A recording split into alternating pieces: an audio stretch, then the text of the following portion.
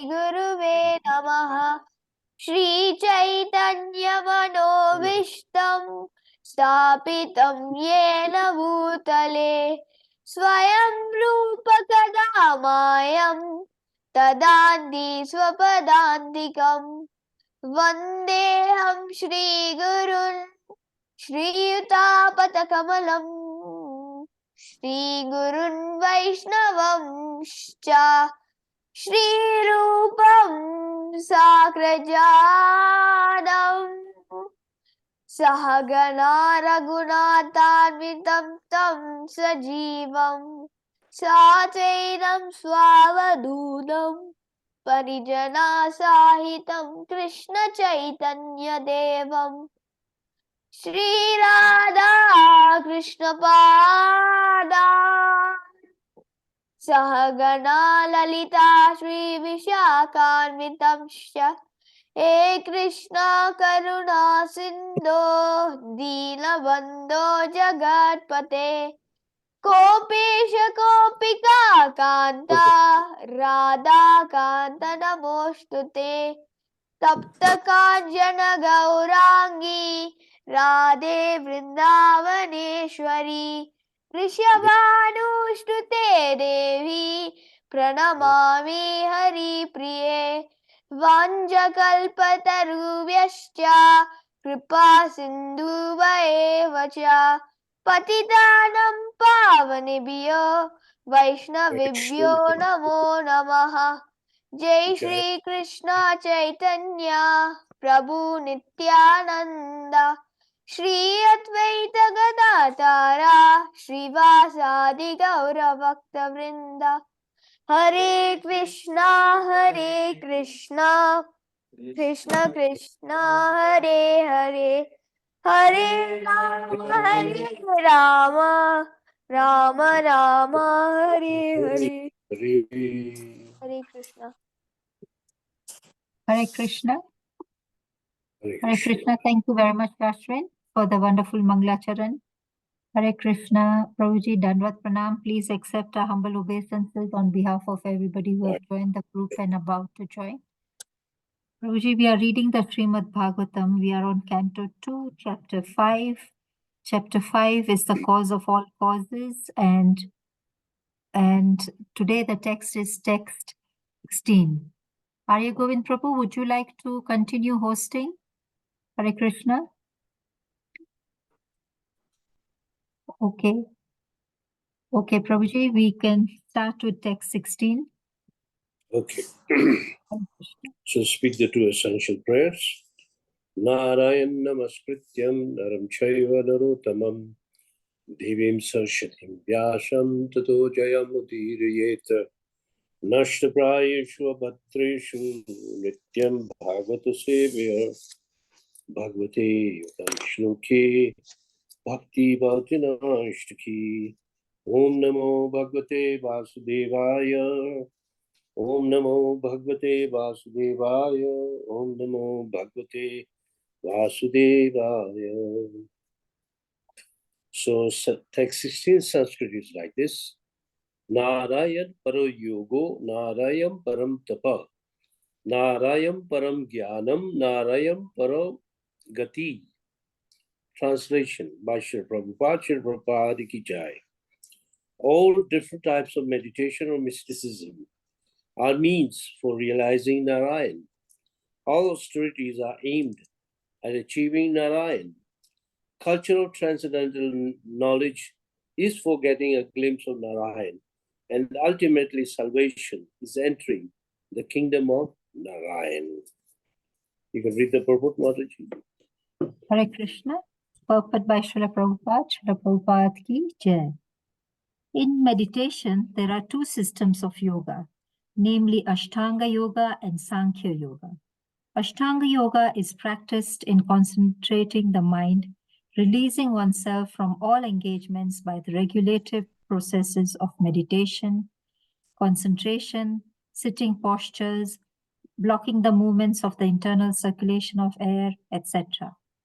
Sankhya Yoga is meant to distinguish the truth from ephemerals. But ultimately, both the systems are meant for realizing the impersonal Brahma, which is but a partial representation of Narayana, the personality of Godhead. As we have explained before, the impersonal Brahman effulgence is only a part of the personality of Godhead. Impersonal Brahman is situated on the person of a supreme personality of Godhead, and as such, Brahman is the glorification of the personality of Godhead. This is confirmed both in the Bhagavad Gita and in the Matsya Purana.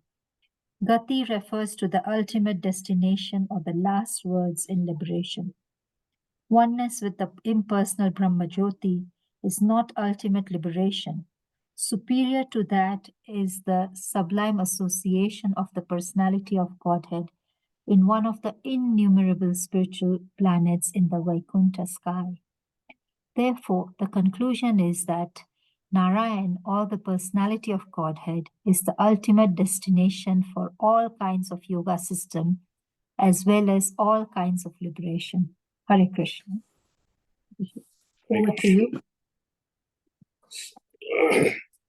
All different types of meditation or mysticism are means for realizing Narayan. All austerities are aimed at achieving Narayan. Culture of transcendental knowledge is for getting a glimpse of Narayan. Ultimately, salvation is entering the kingdom of Narayan. Now, here the Narayan actually refers to Krishna.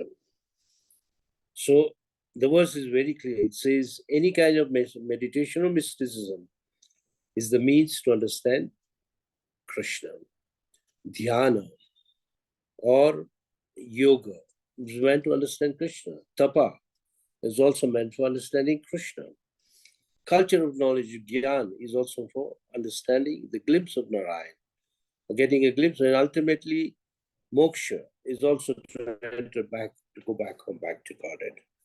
Srila Prabhupada explains that in the yoga, there are two kinds of yogas, Ashtanga yoga and Sankhya yoga.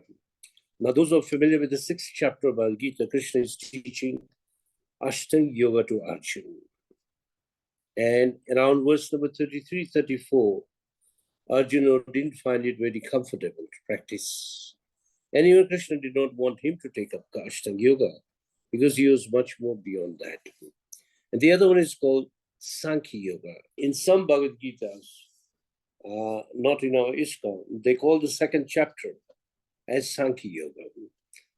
The reason is because in that chapter, in detail, it is explained what is Atma and what is Sharira. So if one can understand matter and spirit properly, and all the corollaries related to it, then that is called Sankhya yoga. In the 5th chapter of Bhagavad Gita, Sankhya yoga is explained again in another purport. Srila Prabhupada, in a very popular purport, he says that Sankhya yoga means to understand the tree, and Bhakti yoga means how to know how to water the tree. So Ashtanga yoga or Sankhya yoga or even Bhakti yoga, they go side by side, especially Sankhya yoga and Bhakti yoga. Now, Ashtanga yoga is a bit mechanical because it's meant, the practice is meant so that we can actually control our mind. The whole mechanism is so that we can control the mind by a sitting posture, going to a secluded place, performing some breathing exercises so that we can meditate upon Krishna. So in this way, Ashtanga yoga is practiced in that way. And Sankhya yoga means to distinguish truth from the ephemeral, which means to understand spirit to be distinct from matter. That is called Sankhya. If you remember earlier, I think in several classes, we have discussed many, many elements which are within our body, our senses, our sense objects, and the gross material elements, the subtle elements, and what we call all together in a form of Mahatattva or Pradhan. Now, all this is called matter, and the spirit is the soul, which is distinct from the body, though it is within the body. So Sankhya Yoga means teaches you to distinguish what is matter and what is spirit. Even in Bhakti Yoga, it is very, very important. Now, those who practice Bhakti Yoga daily or who have been practicing for quite some time, you realize that many questions are answered by Bhakti Yoga. After all, why do we practice Bhakti Yoga? Which Srila Prabhupada calls in English Krishna consciousness. Why? The reason is because that is the only happiness in this material world. There is no other happiness which can be compared to Bhakti. And it is that Bhakti which gives us this happiness. So, in order to practice Bhakti Yoga, it's good to have the knowledge of Sankhya Yoga, which automatically you'll come to know. And you'll find that if you try to observe the behavior of people, I would say, according to my judgment, the majority of people are not very happy. Very few are happy. And who are the happy ones? Those who practice Bhakti Yoga or Krishna consciousness. So this verse is aiming to explain to us that even if you are meditating, meditate on Krishna. So if I were to ask you a question, if Krishna appeared in front of you, of Krishna, which darshan would you take first? The face, the chest, the thighs, or the feet? Which one would you take first? The feet, Prabhuji. Yes, we bow down, we look at the feet. Because all the sweetness lies in the feet. And from feet upwards we go. Even in the temple, we do the same. Of course, this is understood by devotees, that why do we start from the feet? Literally means we also humble down. So here Sri Prabhupada comments that both Sankhya Yoga and Anta Yoga are meant for realizing impersonal Brahman, which is but a partial representation of Narayan. Even if you practice Sankhya Yoga or Ashtanga Yoga, at last, I mean, at the most, you'll come to understand what is Brahma. Brahma means all-pervading absolute truth, which is impersonal. If you recall, many, many times we have done the example of the sun. The sun, the sunshine, and the disk of the sun. The Brahma Jyoti is called the Brahma realization, which is impersonal, which is full of light. But impersonal Brahma Jyoti is but a partial realization of Krishna, not complete, though it is also realization. Sri Prabhupada says that the absolute truth is one. Vadanti tattvas tattvam vidam yad jnanam advayam brahmeti paramatmeti bhagwaniti sapyate. Absolute truth is one, is realized in three features. So by Sankhya Yoga or by Ashtanga Yoga, you will understand the impersonal feature. And if you practice yoga or the mysticism, even in Ashtanga Yoga, even if you're successful, you'll realize the localized feature, which is the Lord in the heart, Paramatma feature. Just like if you can see my book on my hand, you can see that picture. That is the Paramatma feature. This is what Paramatma looks like. And to see that feature, one has to practice yoga, especially Ashtanga Yoga or Dhyana Yoga. And that you refrain completely from material activities, practice celibacy, go to a secluded place, and if you are fortunate, you may see him. So that is called the Paramatma feature.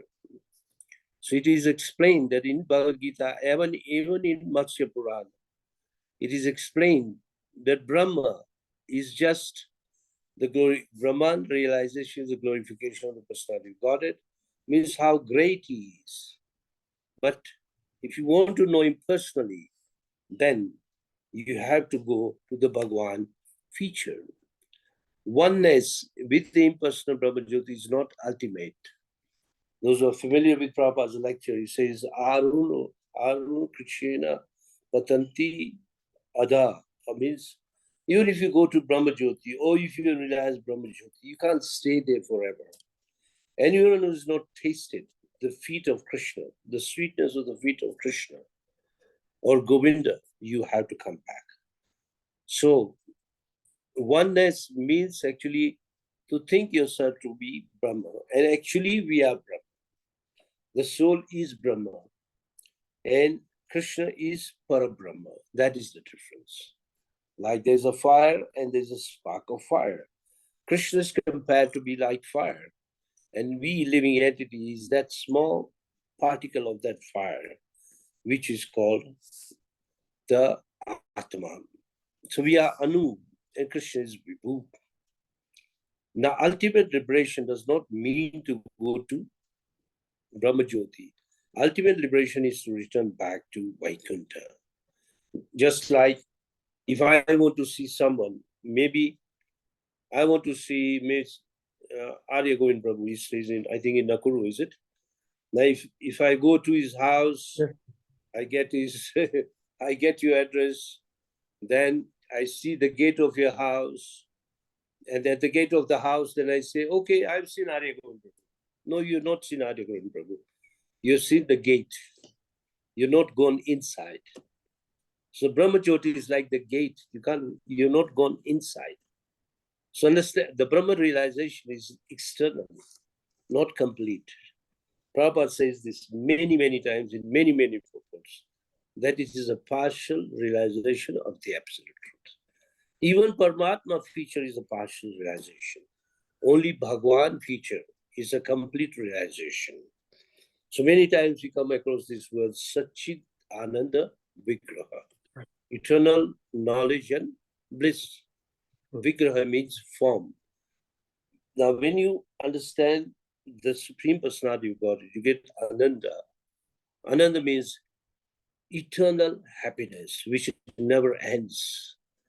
So the conclusion is to understand Narayan means to go for him. Any yoga you're practicing, ultimately you have to go to Narayan. In the Bhagavatam, there's a beautiful verse. Etaman Shankya Yogambhyam Vanashram Panichisthaya Janma Labha Parampumsham Ante Narayan Smriti. At the end of the life, if you cannot remember Narayan, it is useless. For example, we are doing japa. Those devotees who do daily japa, at the end, at the time of death, if you can't do japa, or if the name does not come on your tongue, what is the value? You wasted your life. But Krishna is very merciful. Was anyone chance Hare Krishna? Krishna will make sure that he will give a facility so that he will remember Krishna and leave his body. So the purport is trying to explain to us that any meditation we perform is meant to realize Krishna. Any austerity, nurturing knowledge is meant to understand Krishna. And ultimately, salvation, liberation is to attain the lotus feet of Krishna. But for a devotee, Srila Prabhupada says, Krishna is available even now. One doesn't have to wait for death. It's very, not a very clear understanding, even amongst most Indian community. They say, after when you die, then you can get liberation. Srila Prabhupada says, no. If you are using everything in the service of Krishna, three things especially, your words, your mind, and your body, you are a liberated person. Manasa Vacha Gira. Nikaleshu Avastishu Jivan Muktasha Uchite. Is a Jivan Mukta. Jivan Mukta means though he is living, but he is a liberated person. Like Prabhupada himself, he was a Jivan Mukta. He was not conditioned. He was Mukta because everything he had, he was using for Krishna. Speech was used for Krishna. Activities used for Krishna. His very body was used for Krishna. And then he also engaged others to use the same things in the service of Krishna. That makes him a perfect devotee, advanced devotee, and a Jivan Mukta. And such a Jivan Mukta can liberate millions of people around the world. And we have to aim to become one of them, is to get out of here. Now let's talk of meditation. Kapila Muni gives a very nice account of meditation in the third canto, I think in chapter 25, and later on in 27 or 28, I can't remember the chapter number, where he explains in detail what do the feet look like, what do the thighs, the chest, the stomach, the neck, the head, the nose, the eyes, the lips, the teeth, everything should be meditated upon. So we devotees don't meditate on anything else. We simply meditate on the Supreme, on the form of the Supreme Personality of Godhead, and simply worship Him. If we can put that form in our heart, that is the highest meditation. If you recall in the first canto, there was a very popular verse, Vasudeva para yoga, Vasudeva para puja, so everything starting with the word Vasudeva. Let me see if I can get it in this book, in which the verse is, the meaning is the similar. Very, very similar, meaning. Yeah, I found it. It speaks of 8 things. This verse speaks of 4 things, but that verse speaks of 8 things.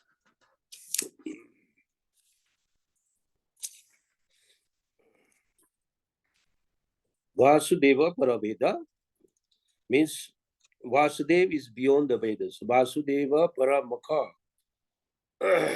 Paramaka means he's meant to be offered all the sacrifice. Vasudeva Para Yoga. For the yoga, Vasudeva is the best. Vasudeva Para Kriya. Any rituals is meant for him. Vasudeva Para Jnanam. Jnana means knowledge. If you are seeking for knowledge, if you understood Krishna, the personal form, it means you already surpassed the outreach of the Jnana. Vasudeva Param Tapa. If you are performing any austerities, it is meant to attain Vasudeva. Vasudeva Paro Dharma. He's beyond the Dharma, means he's Paro Dharma. Vasudeva Paragati. Paragati means beyond the goal of life. He is the goal of life. So I'll read the translation. This appears in the, if you want to write it, first canto, chapter 2, verse number 28 and 29. 2 verses. In the revealed scriptures, the ultimate object of knowledge is Shri Krishna, the personality of Godhead. The purpose of performing sacrifice is to please Him. Yoga is for realizing Him. All fruitive activities are ultimately rewarded by Him only. He is supreme knowledge, and all severe austerities are performed to know Him. Religion, the Dharma, is rendering loving service unto Him. He is the supreme goal of life. A beautiful verse. If one can understand this verse, then what happens? All the misgivings which are there in your heart will vanish, and you will have a clear understanding of who is Vasudeva, who is also called Narayan. Krishna, in different contexts, different names are given. So, meditation should be aimed to understand Narayan. Narayan means Krishna, who is the Adi Narayan, or the original Narayan. Whenever you perform any austerities, for example, the most devotees or all devotees, they observe Ekadashi. And Ekadashi means increased remembrance of Krishna, increased chanting, increased reading, and increased preaching. All these are done so that our austerities are aimed for Narayan. Srila Prabhupada says, in this age of Kali Yuga, the highest austerity is to observe Ekadashi and observe the fasting on the days of Krishna, like Krishna Janmashtami, Ram Navami, Gaur Purnima, and so on. All these are big days. All our acharyas' days of passing, or appearance days. All these are very, very important. And knowledge. Cultural knowledge is meant to get the glimpse of Narayan. We all know that the knowledge is made up of 3 things. matter, soul, super soul, interrelationship. Now let's say you have all this knowledge, and if you try to practice by devotional service, guaranteed, you'll come to realize that Krishna is everything. Knowledge aims at explaining what is Krishna. Even in Bhagavad Gita in the 7:19, it says, after many, many births, Bhaunam Janmanam Ante, Jnanavam Mam Prapadyate, Vasudeva Sarveti, Sa Mahatma Sudurlabha. After many, many births, one can come to understand or realize that Krishna is everything, is cause of everything. And such a person is very rare. Very few can understand who is Krishna. Not very easy. In the Bhagavatam, it says, or even Bhagavad Gita, it says, why Krishna spoke to Arjuna? Why not somebody else? Arjuna was not a yogi. Arjuna was not a sadhu. Arjuna was not a mystic person. He was not a sage. He was a grahastha, and that even a kshatriya. Why was he chosen? Can anybody say the reason? Why Arjuna was chosen? What are the two main reasons Arjuna was chosen? Anybody knows? Krishna Prabhuji, can you repeat your question, please? The question heard you, is, buddy. yeah, why Krishna spoke to Arjuna? What were those two qualifications he had? Arjuna is a friend of Krishna. And Arjuna is a Mahabhagavata, and he could understand what Krishna was going to tell him. yes, so Arjuna had two relations with Krishna. He was a Bhagavat Bhakta. Bhakto si me sakha cheti. Bhakta and sakha. Sakha means a friend.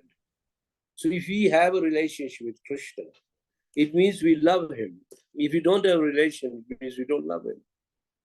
You'll find many people, they can't chant Hare Krishna because they don't want to accept Krishna. The qualification required to chant Hare Krishna and to continue chanting is to have some relation with Krishna, accept Krishna, number one. That Krishna is everything. But Arjuna had two relationships, not just a bhakta, but he was also a friend. Much more than a friend. He was even a relative of Krishna. And he was a very high category of devotee, very high devotee of a very high caliber, very high, we can say, on a top level devotee. That anything you'll do, he will not do without consulting Krishna. Now compare Arjuna to us. How many of you, whenever we do something, do we open Bhagavad Gita before we do anything? Very few of us. Krishna is there as Bhagavad Gita or Bhagavatam.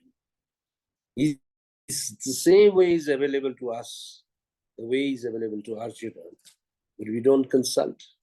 We do independently, and many times we think it is not important. Prabhupada says, even if you can't refer to Bhagavad Gita, Bhagavatam, even before you do anything, chant Hare Krishna. Chant Hare Krishna. Because in Kali Yuga, you can't do much more than that. But we don't do that. But when we become devotees, we do it. As soon as we take up devotional service, I'm sure devotees do everything, be it even a material activity, be it a material transaction. It can be anything. It can be money matters also. A devotee will not act independently. He will think of Krishna and do it. For example, like many of us are working people, and then there are those who are full-time devotees. But when you're a working person, you need to buy some clothes sometimes, shoes, things like that. So we offer to Krishna before we buy it. Before he put it on. Because even that is prasadam. You buy a motor car, first it has to be offered to Krishna. You do business, is meant to be offered to Krishna. Or you get a new job, think of Krishna before you start. So that is called a relation with Krishna. If you don't have a relation, how will you do it? For example, let's say you have friends, you are in some big community, maybe small community or big community, And let's say there is some function at your house, you invite all those people. Oh, come to my house. I am celebrating this and this. And what happens if you forget one of them? They feel bad. Oh, they had a big function, they didn't invite me. But Krishna is also your relative, remember that. How can you forget him? Rather, Krishna is the first person to be worshipped before anyone else. And this is the formula given in the Srimad Bhagavatam. Everybody knows that Yudhishthira was advised by Krishna that now you have created Indraprastha by the mercy of Krishna and Balaram. The Indraprastha was formed, which was actually a desert, a beautiful kingdom, and people were so happy. So in order to increase his fame, Krishna said, now you should perform Rajsu Yagya. Rajsu Yagya means as a king, and spend your wealth in a wise way so that people will glorify you. People will accept you. Now, in the Rajsu Yagya, they need a person who is most worshipable. So when they consulted the Brahmanas and the sages, they say, okay, Bhishmapita is the most worshipable person. But when Bhishmapita was consulted, what did Bhishma say? No, it is Krishna is most worshipable. So in the Rajsu Yagya, the first worship which was done for Krishna. When Krishna was worshipped, after that, everything else took place. So this is called the Panda mentality or the devotee mentality, which Prabhupada teaches us. That is called Krishna consciousness. Include Krishna in everything, be it eating, sleeping, mating, defending, working, doing anything. Think of Krishna first. Put Krishna together, you'll never go wrong. Everything will turn out to be perfect. So sometimes devotee may say, oh, but now things went wrong because Krishna wanted them to go wrong. So even if things go wrong, a devotee doesn't get shaken up. He says it's by the will of Krishna. So devotee is very much positive that whatever is happening is by him or due to him and is the cause of all causes. So this is called Krishna culture. So we have to try to imbibe that culture into our daily life. And that is the meaning of this verse, culture of transcendental knowledge. And when you talk of liberation, after all, no one can give you liberation other than Krishna. It's not within the capacity of great demigods like Lord Shiva, Lord Brahma, or any other demigods. They cannot give you for salvation. When it comes for salvation, which is same as liberation, only Krishna can give you liberation. That's why Krishna is called Mukunda. Mukunda means Mukti ka data. Mukti, giver of Mukti is Krishna. When you go to Krishna, you don't come back. And Krishna has given this guarantee twice in Bhagavad Gita. So this verse aims at explaining four things: meditation, austerities, knowledge, salvation. It's meant to attain Narayan. Very beautiful verse. And the whole purport is aimed to explain that no understanding Brahma Jnana is partial. Paramatma knowledge is also partial. Bhagavan knowledge, understanding Krishna is complete. In which I mentioned the three words, Sat, Chit, Ananda. All three are realized in one go, simply by practicing Krishna consciousness. In the Bhagavatam, if you go to the third canto, I think verse around 25, 26, it says, to a devotee, Krishna is everything. And anything else without Krishna, it may be very, very glorious, very glamorous, very glittering, but a devotee is not interested. Anything without Krishna is useless. This is called Krishna, a devotee mentality. Devotee mentality is to come to this understanding that without Krishna, I'm nothing or I'm useless. Just like when a loving father dies of some children, then they are called anarthas. Anartha means they become orphans. So we should not live like orphans. We do not give up our father. We hold him with us. And whoever worships Krishna can never become an anartha. What do you call? Anartha. Rather, it becomes sanatha. Sanatha means he will never be without Krishna. Devotees are sanatha, which is mentioned in the nectar of instruction. Sanatha means never give up our relationship with Krishna. Always cling to it. Bind ourselves with Krishna. Sometimes you may feel that as if Krishna is leaving you, or you feel lonely, oh, today I think Krishna is not with me, or today I did not remember Krishna. No, Krishna has never left you, or Krishna never leaves you. It is we who forget Krishna. Krishna doesn't forget us. It says, there's a very beautiful bhajan in Gujarati that when Krishna holds the hand of someone, he never gives it up. Never. He keeps holding. So we should, not only that, even in the another line, the same bhajan, it says that whoever becomes a devotee of Krishna, Krishna will even protect his fame or reputation. The whole world will know that he is my devotee.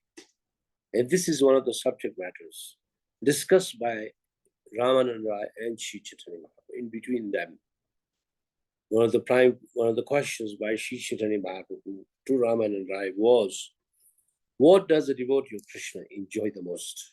And Ramananda Rai says, an eternal fame.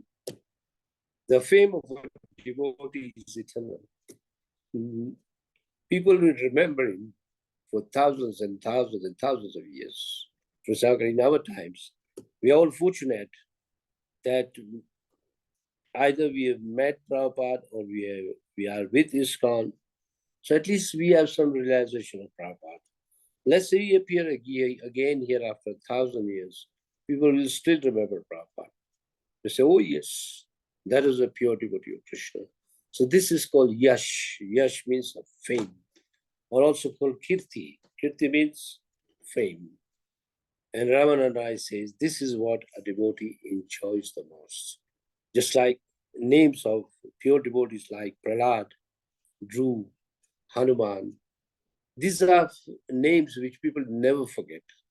Never, never, never. Whenever they'll remember Krishna, they'll remember all these people. Because they are all related with Krishna. Not only these three, but many others. They can be even thousands. And if you categorize them, you'll find that in them, there were women, there were men, there were children, there were Kshatriyas, there were Brahmanas, there were Vaishyas, there were Sudras. People even from forest community, they all became devotees of Krishna.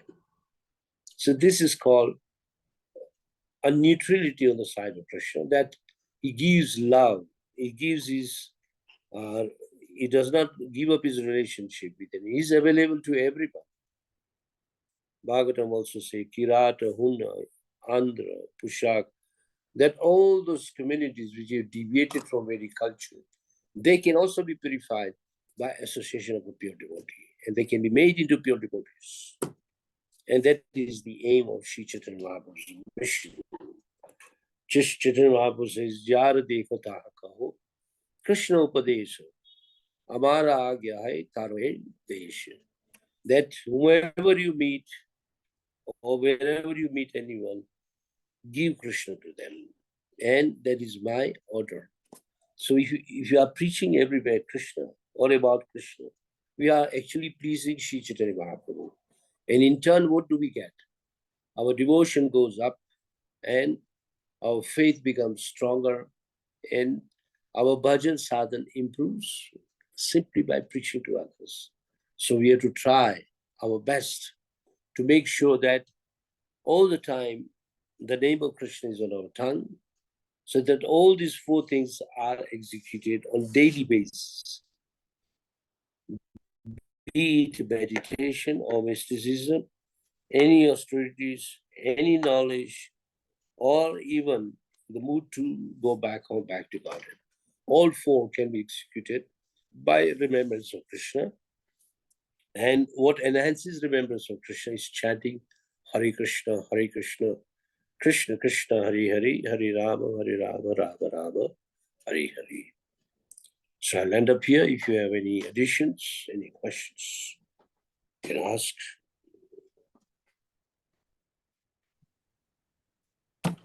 Thank you very much, Prabhuji, for today's session and emphasizing the point of invitation to Krishna for all the functions or everything that you do.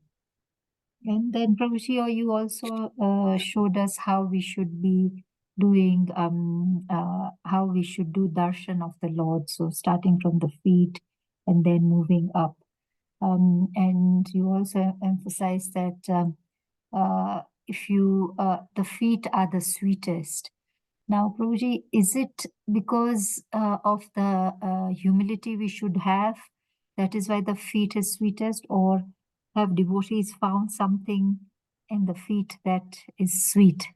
I didn't understand what sweet is. Okay, if you read Bhagavatam, I'm sure at least 24 verses glorify, minimum 24. Why do they glorify feet? Sri Prabhupada says that all the Amrit, now this Amrit does not mean juice or something. Amrit literally means sweetness lies at the feet of Krishna. And our remembrance should be at the feet of Krishna. Always think of the feet of Krishna. Always. So the feet of Krishna are considered to be the perfect boat where we can sit and live eternally. Chaitanya Mahaprabhu not even says the feet, he says the dust of the feet. Ashli Shiva Bhadvadan Rastumam Adarshanam Mar Mahtam Karutuva Yatha Tathava. In that one, Radharani says that whether Krishna accepts me, rejects me, or even tramples me down, I'm your devotee, I'm your eternal servant, unconditional. That is the final Shastakam. I forget the fifth one, how it starts. It means that somehow that I have fallen into this material world, kindly pick me up and place me at your lotus feet, as the dust at your lotus feet. So Chaitanya Mahaprabhu goes even a little higher. So feet are always glorified. So whenever you take darshan of Krishna at the temple, or even at your house, or even if you see the picture of Krishna, try to pray some beautiful words by looking at the feet. It will do a lot good to you. It's okay? Hare Krishna, Yes, Prabhuji. Prabhuji. Hare Krishna, everyone. Please kindly accept my humble obeisances, O good Srila Prabhupada. So we see Kunti Maharani. Thank you very much, Prabhuji, for your nice explanation, nice class as usual. We see Kunti Maharani. And when Lord Krishna was living for Dwarka, because she was the bua, the auntie, she could not start by the feet, but she started from the navel because she didn't want to embarrass Krishna. Namaha Pankaja Nabhaya, Namaha Pankaja Maline, Namaha Pankaja Netraya, Namaste Pankajangray. So even the aunt is doing, starting from the lower part of the body. So yes, I think that's what a nice prayer to remember Kunti Maharani and to remember Krishna in the morning. Just look at his feet and start our day by reciting this beautiful prayer. Thank you, Prabhuji. Thank you, Hare Krishna. And that is from Kunti. But in the same prayer, yeah. Canto in that 1, same prayer, chapter when 8. it says, yes, thank you. yeah, in that same prayer, it says Namo Pankaja Angriye. Angriye means the feet. So already she is glorifying the feet. Yes. First the navel, then the eyes, the garland, and last the feet. Yes. So Kunti is because she's elder, she's like a mother Yeah. to Krishna because she's the aunt of Krishna. Yeah, so in this way, she's glorifying Krishna.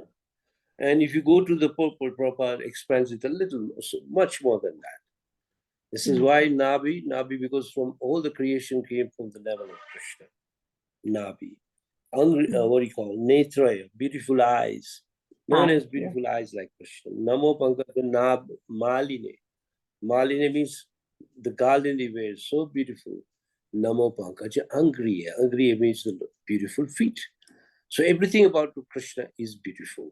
Elsewhere, there's a verse in the Bhagavatam, and also in Chaitanya Charitamrita, where it says that who created this beautiful person is simply pure imagination of even Brahma. So beautiful. Everything about Krishna is beautiful. And there's a Vaishnava bhajan, what do you call it? I forget. Adhuram, Madhuram. Adhuram, yeah. In that one, everything is glorified. His smile, Yeah. his walking, his talking, his looking, everything is glorified. So we study that bhajan written by Valbhacharya of Pushtimar. Very nicely written bhajan and a beautiful, beautifully explaining the beauty of Krishna. If you go to Chaitanya Charitamrita, there's a whole chapter of beauty of Krishna. Whole chapter describing the beauty of Krishna. So we should read these chapters so that whether we have seen Krishna or not seen Krishna, at least we get a glimpse or imagine that Krishna is so beautiful. Imagine the day we actually see him. I don't know, there's a very beautiful story. It's Brijavasi Katha. Just, we have some time here. I can tell the story. Once, all the gopis are attracted to Krishna. One newly married girl had come to Braj.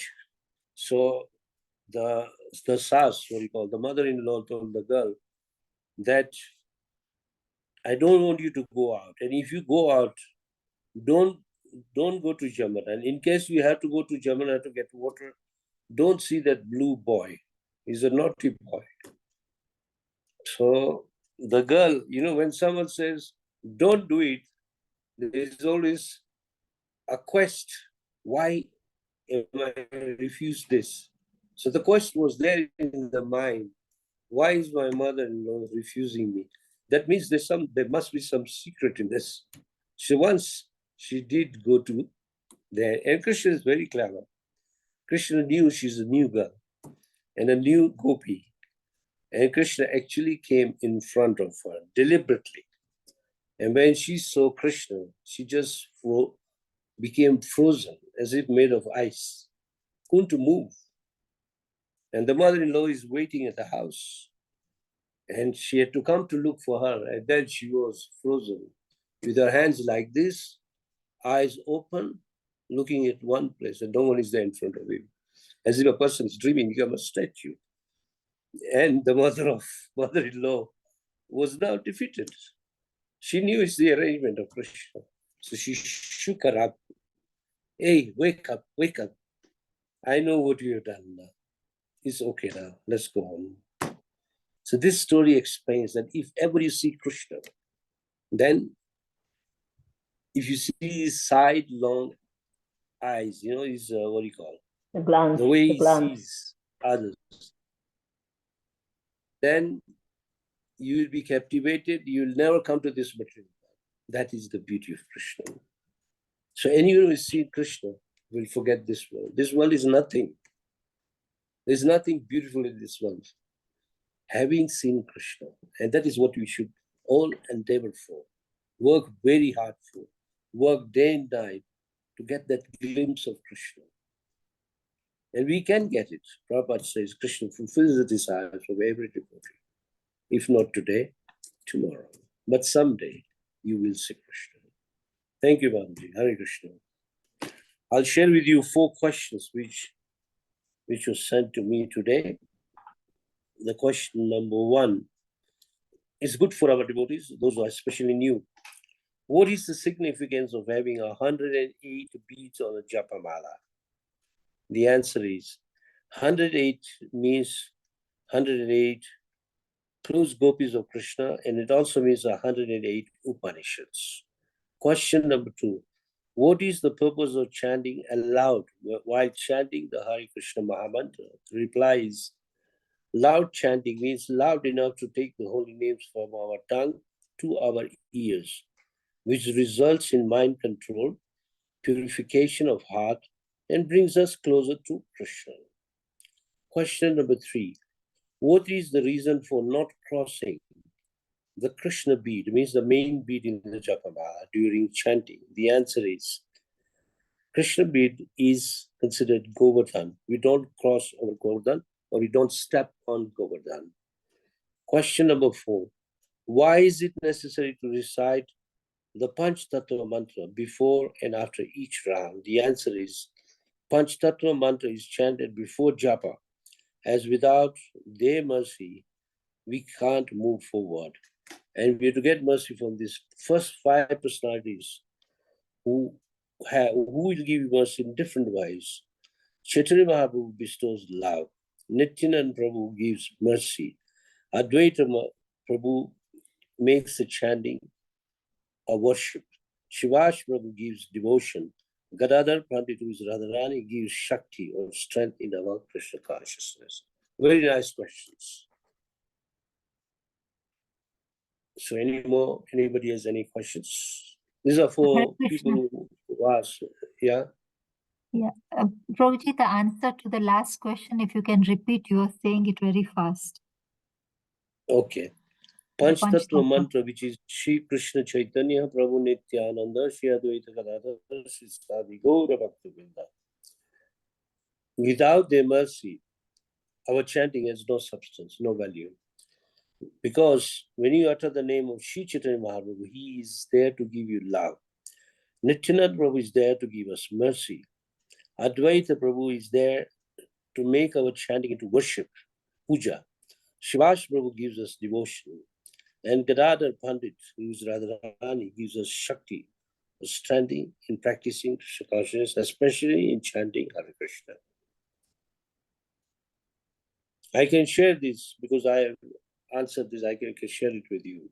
Okay. I'll WhatsApp you. Thank you. Thank you, All right. Prabhuji. Okay. Okay, I think if there are no more questions, we can end this session. Arya Govind Prabhu, are you able to close the session for us today? Hare Krishna, Prabhuji. Yes, Mataji, thank you. Thank you, Prabhuji, Hare Krishna, for this wonderful class, and then wonderful tips on Krishna consciousness. The basic questions what you just told us now. It was very, very good tips that, people keep on asking about these questions. Why to not cross over the bead, and why to chant the Panchatattva Panchatar mantra before the Mahamantra. So these are very nice tips, Prabhuji. Thank you so much once again. Hare Krishna devotees, we can unmute and then chant Mahamantra once in glorification of His grace, Rukma Prabhu. Hare Krishna, Hare Hare Krishna. Krishna, Hare Krishna, Krishna, Krishna, Hare Hare Hare, Hare, Hare Rama, Rama, Hare Hare Rama, Rama, Rama Rama, Hare Hare Hare. Hare Hare. One Vajragapa Yascha, Vaishnavibhyo namo namaha. Bhagavatam ki jai. Ananda Koti Vaishnavi ki jai. Srila Prabhupada ki jai. Jai. Grace Rukma Prabhu ki jai. Hare Krishna. Jai. Thank you. Thank you. Hare Thank you, Krishna. everyone. Thank you. Thank you, Hare thank you, Indulika Mataji. Hare Krishna. Hare Thank Krishna. you. Thank Hare you, Arya Krishna. Govind Prabhu, for holding on to Thank- the fort all these days. Thank you very much. Hare No, Krishna. Mataji, this is just my little service. Thank you, Mataji. So, Hare Krishna. sorry, I couldn't, we forgot to put the record button yesterday. Sorry, Mataji. I realized it okay. at the end, but I couldn't do anything at that time. It's okay. It's okay. Yes. Okay. Hare Okay. Krishna. Okay. Hare Krishna. Hare Krishna. Hare